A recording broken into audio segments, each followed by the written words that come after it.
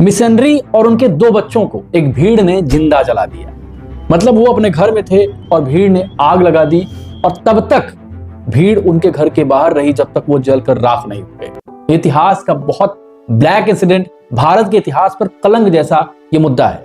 इसके बाद कई लोगों पर आरोप लगे और एक संगठन पर आरोप लगा कि इस संगठन ने इस वारदात को अंजाम दिया है और वो संगठन है घोर दक्षिणपंथी संगठन बजरंग दल। दोस्तों नमस्कार।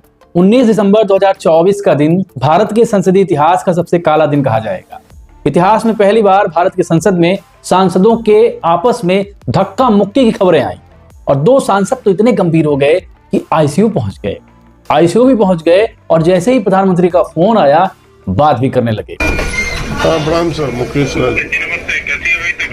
हाँ सर, ठीक है। अभी चक्कर सा आ रहा है, घबराहट सी हो रही है सर। पूरी केयर करना, जल्दी बिल्कुल मत करना और सारी ट्रीटमेंट लेना। ठीक है सर। प्रणाम सर। मैंने आज तक किसी ऐसे व्यक्ति को गंभीर रूप से आईसीयू में नहीं देखा है जो फोन पर बहुत कंफर्टेबल ढंग से बात कर रहा हो। खैर ये तो अलग बात है।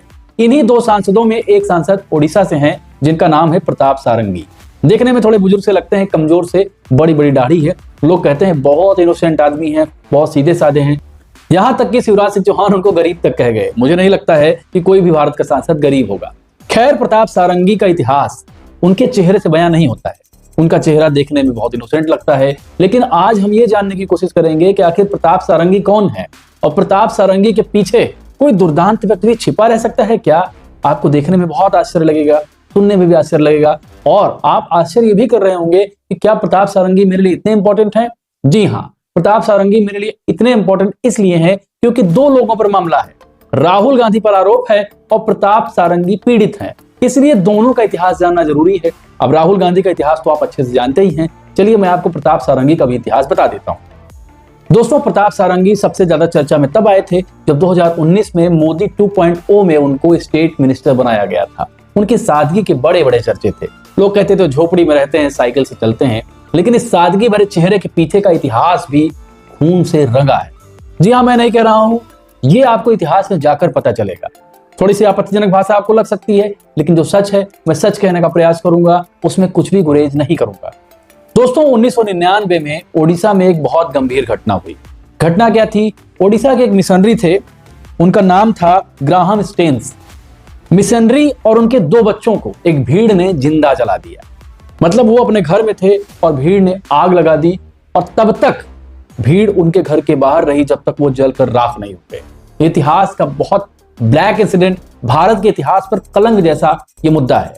इसके बाद कई लोगों पर आरोप लगे और एक संगठन पर आरोप लगा कि इस संगठन ने इस वारदात को अंजाम दिया है और वो संगठन है घोर दक्षिणपंथी संगठन बजरंग दल। और आप जानते हैं बजरंग दल के स्टेट चीफ कौन थे उस वक्त? जी हाँ, यही सारंगी महाराज थे, जो देखने में बहुत इनोसेंट हैं, बहुत सीधे हैं। अब तो बुजुर्ग हो चुके हैं तो लोगों को उन पर दया भी आती है। शिवराज सिंह चौहान उनको गरीब भी कह देते हैं, लेकिन ये वही सारंग थे जिन पर इतना गंभीर आरोप लगा, उनके ऑर्गेनाइजेशन पर इतना गंभीर आरोप लगा कि इनके ऑर्गेनाइजेशन ने एक मिशनरी और उसके 2 मासूम बच्चों को जलाकर राख कर दिया। इसके बाद 2003 में दारा सिंह नामक व्यक्ति को कोर्ट ने दोषी भी करार दे दिया। सवाल है कि दारा सिंह से संबंध बताया गया बजरंग दल का। हालांकि बजरंग दल के चीफ रहे सारंगी साहब ने तुरंत मना कर दिया कि दारा सिंह का बजरंग दल से कोई संबंध है।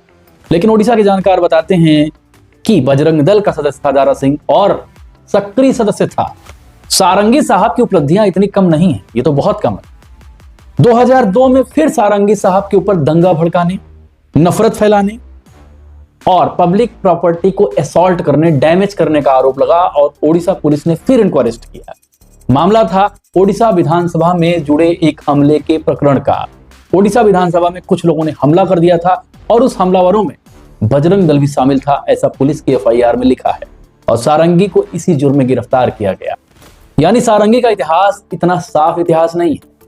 जिस व्यक्ति पर एक मिशनरी और उसके 2 बच्चे को जलाकर मार देने का आरोप हो, जिस व्यक्ति पर दंगा भड़काने का आरोप हो, जिस व्यक्ति पर ओडिशा विधानसभा के ऊपर हमला करने का आरोप हो, वो व्यक्ति कतई इनोसेंट नहीं हो सकता है। मैं बार बार सारंगी की बात इसलिए कर रहा हूं कि सारंगी को जो लोग इनोसेंट बता रहे हैं, जब राहुल गांधी पलट कर आते हैं